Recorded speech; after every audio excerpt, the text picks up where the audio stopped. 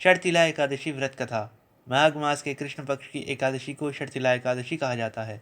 इस दिवस भगवान विष्णु की पूजा की जाती है। इस दिन काले तिल और श्यामा गाय के दान का विशेष महत्व है। शरीर पर तिल के तेल की मालिश, तिल जल से स्नान, तिल जलपान तथा तिलों के पकवान की इस दिन विशेष महत्ता है। विधि पूर्वक यह व्रत करने वाले को रोगों से मिलती है मुक्ति मुक्ति मिल जाती है और सुखों में वृद्धि होती है।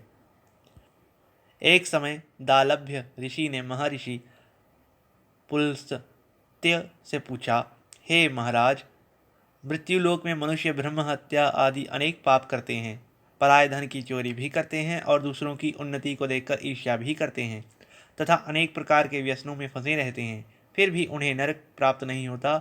इसका क्या कारण है? ना जाने वे कौन सा दान अथवा पुण्य वे करते हैं जिससे उनके पाप नष्ट हो जाते हैं। यह सब कृपा पूर्वक कहिए।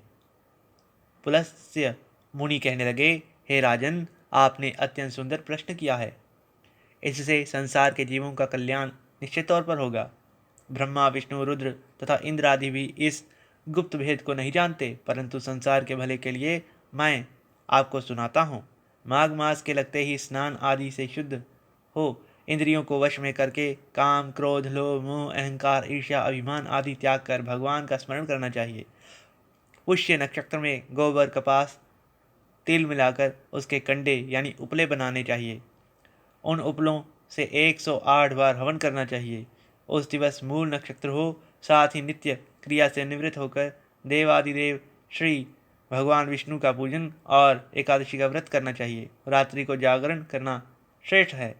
उसके दूसरे दिवस धूप, दीप, नैवेद्य आदि से भगवान का पूजन करके खिचड़ी का भोग भगवान को लगाना चाहिए। भगवान विष्णु का पूजन करके पेठा, नारियल, सीताफल और सुपारी सहित अर्घ्य भी देना चाहिए और विनय करना चाहिए। हे भगवान, आप दीनों को शरण देने वाले तथा इस संसार सागर में फंसे प्राणियों का उद्धार करने वाले हैं। हे पुंडरीकाक्ष, आप लक्ष्मी सहित इस तुच्छ अर्घ्य को स्वीकार करें।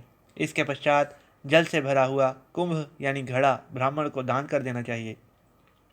उस समय ब्राह्मण को श्यामा गो और तिल पात्र देना अति उत्तम माना गया है।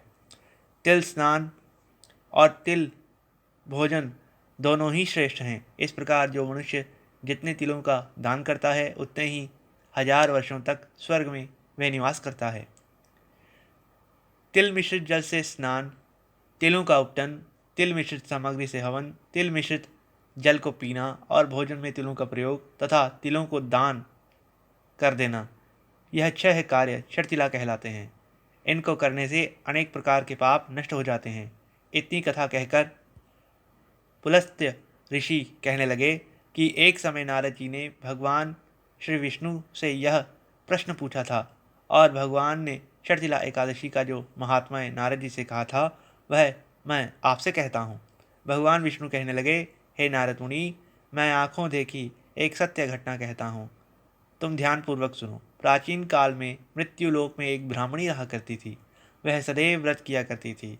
एक समय वह 1 मास तक लगातार व्रत करती रही। इससे उसका शरीर अत्यंत दुर्बल हो गया। यद्यपि वह अत्यंत बुद्धिमान भी थी, फिर भी उसने कभी देवताओं के निमित्त धन तथा अन्न का दान नहीं किया था। इससे मैंने सोचा कि ब्राह्मणी ने व्रत आदि से अपना शरीर शुद्ध कर लिया है और इसको विष्णुलोक तो मिल ही जाएगा, परंतु इसने कभी भी अन्न का दान नहीं किया। इससे इसकी तृप्ति होना अत्यंत कठिन है। ऐसा सोचकर मैंने एक भिक्षुक बनकर मृत्युलोक में उसके पास जाना स्वीकार किया और उससे भिक्षा भी मांगी। वह बोली, हे महाराज, आप यहाँ किस लिए आए हैं? मैंने उससे कहा, हे ब्राह्मणी, मुझे भिक्षा चाहिए। इस पर उसने एक मिट्टी का ढेला मेरे भिक्षा पात्र में डाल दिया और मैं उसे लेकर स्वर्ग लौट आया। कुछ समय बीतने पर वह ब्राह्मणी शरीर त्याग कर स्वर्ग में आई। मिट्टी का दान करने से उस ब्राह्मणी को स्वर्ग में सुंदर महल मिला, परंतु उसने अपने घर को अन्न आदि सामग्रियों से शून्य ही पाया। तब वह मेरे पास आकर बोली, हे भगवान, मैंने तो अनेक व्रत आदि द्वारा आपकी पूजा की, परंतु फिर भी मेरा घर अन्न आदि से शून्य क्यों है? मैंने कहा, पहले तुम अपने घर जाओ, देवताओं की स्त्रियां तुम्हें देखने के लिए आएंगी। उनसे शर्तिला एकादशी का महात्म्य, पुण्य विधि सुन लेना, तब ही द्वार खोलना। ऐसे ना खोलना। भगवान के ऐसे वचन सुनकर वह अपने घर आ गई। जब देव स्त्रियां आईं और उन्होंने द्वार खोलने के लिए कहा तो ब्राह्मणी बोली कि आप मुझे देखने के लिए आई हैं तो सबसे पहले शर्तिला एकादशी का महात्म्य कहिए। तब उनमें से एक देव स्त्री ने शर्तिला एकादशी का महात्म्य कह सुनाया। ब्राह्मणी ने महात्म्य सुनकर घर का द्वार खोल दिया। देवांगनाओं ने देखा कि वह ना तो गंधर्वी है और न आसुरी वरन सांसारिक वृद्धा है। उस ब्राह्मणी ने देवियों के कथन अनुसार शर्तिला एकादशी का व्रत किया। उसके प्रभाव से वह देव कन्याओं के समान सुंदर और रूपवती हो गई तथा उसका घर अन्न आदि सभी सामग्रियों से भरपूर हो गया।